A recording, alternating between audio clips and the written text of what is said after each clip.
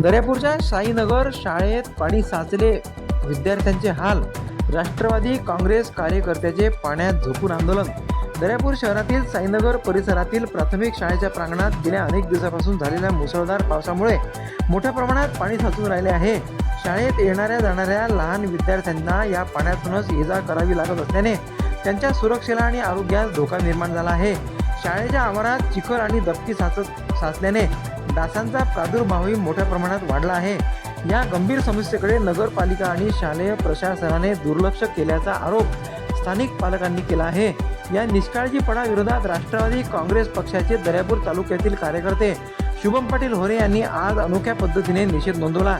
आज त्यांचा स्वतःचा वाढदिवस असतानाही त्यांनी शाळेच्या प्रांगणात साचलेल्या पाण्यात झोपून आंदोलन केले असून या आंदोलनाची दखल प्रशासनाने घेतली आहे.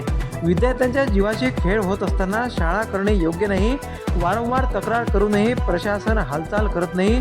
मुलांचे आरोग्य बिघडू शकते किंवा साथीचे आजार पसरू शकतात.